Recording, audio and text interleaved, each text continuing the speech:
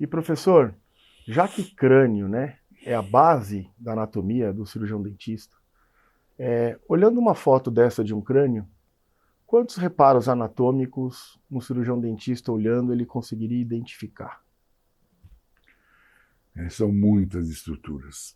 Por isso que o crânio, o aluno no começo sofre, né? Eles falam: o que eu estou fazendo aqui, que eu tenho que saber todos esses nomes.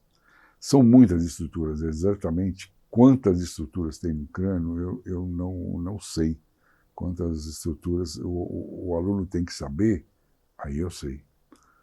Uma ideia que eu fazia antigamente, quando eu comecei, que eu tinha 8 horas aulas de anatomia, olha como é diferente. O aluno chegava na anatomia e falava: bom, vocês vão estudar crânio, pega o Atlas vocês têm que saber da página tal a página tal. Todas as estruturas, em todas as vistas, todos os homens. Era muita coisa. Mas os alunos não sabiam. Com o tempo, o que aconteceu? De 8 horas, baixou para 4 horas a aula. Metade da carga Metade horária. da carga horária. O que eu tive que fazer? Tive que reduzir um pouco também. Então, reduzi um pouco as estruturas e eu fiz um roteiro. De aula prática. Nesse meu roteiro, o aluno tem que saber 123 estruturas. De crânio. De crânio, só de crânio. Olhar o crânio, cada furinho, cada elevação, cada sutura, cada processo, cada curvatura, tem que saber tudo. Isso aí o aluno tem que saber. Por quê? Porque tudo importa. Né? Tudo importa. Então, você vai fazer uma anestesia infraorbital, você tem que saber maxila, você tem que saber forame. Você vai fazer, por exemplo, bucomaxila, você vai fazer uma fratura de órbita.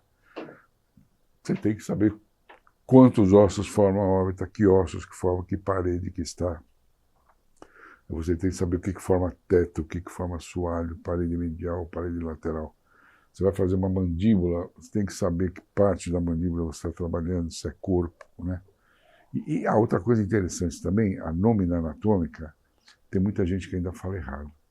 E eu ainda tenho que ouvir, isso me arrepia, os pelos levantam quando alguém fala para mim. O maxilar inferior, eu já começo a tremer, me dá fico tenso. Os nomes da anatomia mudaram bastante. Maxilar inferior bastante. O côndilo, ele é um nome famoso, mas hoje é a cabeça da mandíbula. Chanfradura sigmoide ainda? Chanfradura sigmoide, não. Hoje em dia é incisura da mandíbula. Né? Porque a anatomia ela fez uma coisa boa, que foi dar lógica aos nomes. Por exemplo, quando eu estou dando uma aula, por exemplo, de ATM, né, eu chego para o aluno e falo assim: como é que chama essa estrutura aqui onde se encaixa a cabeça da mandíbula? Né? A cavidade glenoide. Cavidade glenoide, muito interessante. Por que chama cavidade glenoide? Eu não sei. Está vendo? Não sei, eu também glenoide, glenos, né? Eu falei: e se fosse assim, ó, é uma depressão, é uma fossa onde se encaixa a mandíbula. Não é melhor fossa mandibular? Olha que legal. Não ficou lógico? Né? Então a anatomia procurou dar lógica ao nome das estruturas. Fica muito mais fácil. Uma outra coisa interessante na anatomia também, você não pode usar nome próprio. Em anatomia não se usa epônimos, né? O nome próprio é proibido. Então, por quê?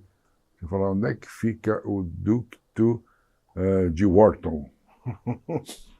Onde é que fica Mas tinha trompa de falópio? Trompa de falópio. Onde é que fica a trompa de Eustáquio?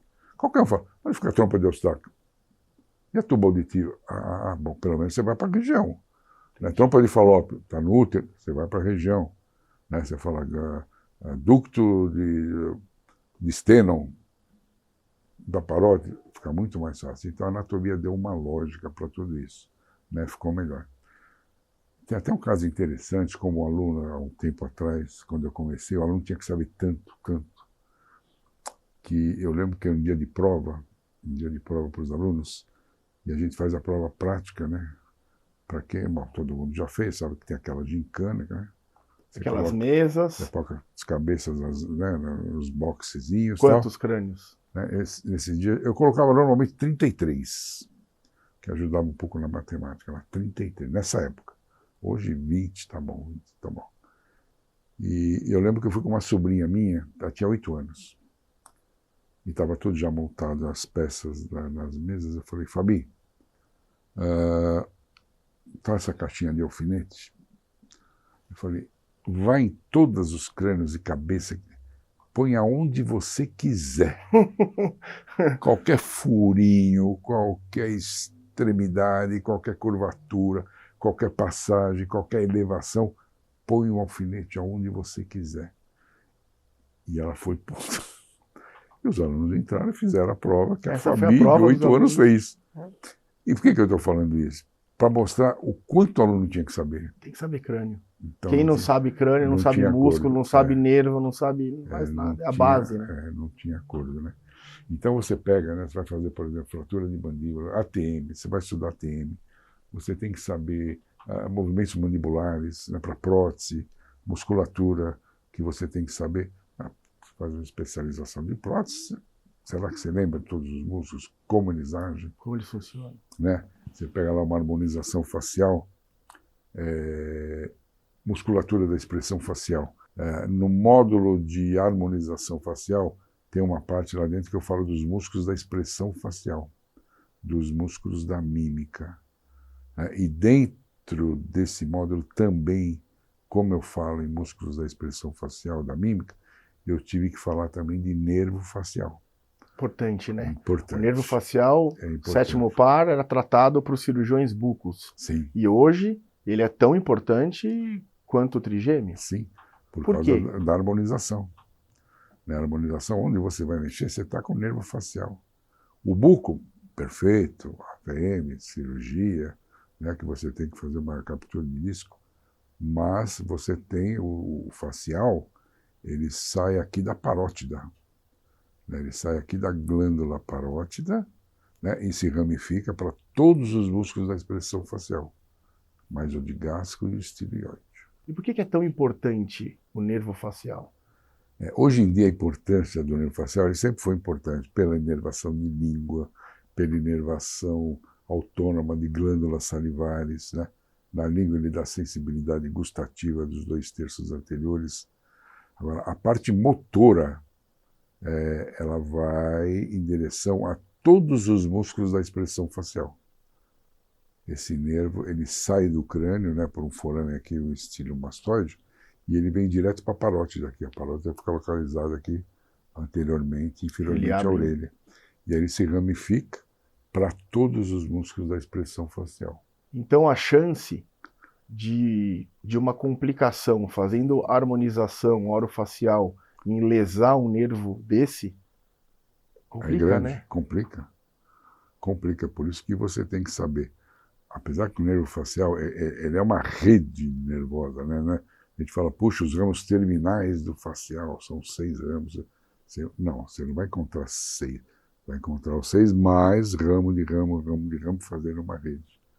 Por isso que uma cirurgia aí é um pouco complicada, porque você corre o risco de lesar, né? E muitas vezes você tem, por exemplo, pessoas que têm herpes, né? Herpes. E existe herpes na orelha. Essa é mais uma história, que eu tive herpes na orelha, eu tenho tudo. Eu sou o Forrest Gump da anatomia, tudo acontece comigo. Eu sempre tenho história para qualquer caso. Eu tive herpes aqui na orelha e eu procurei meu sobrinho, né, o Gui, e ele falou assim para mim, olha, vamos dar uma medicação. Eu falei, Gui, não precisa dar medicação para vírus? Não, vamos reforçar, porque vírus tem grande afinidade por nervo. Então, se você está com vírus aqui, ó, o facial está aqui, ó. Né? Nada custa você ter uma paralisia facial. Mas tudo isso é anatomia, você vê que você vai ligando uma coisa a outra, né? E então essa parte do nervo facial no módulo de harmonização ficou boa. Legal.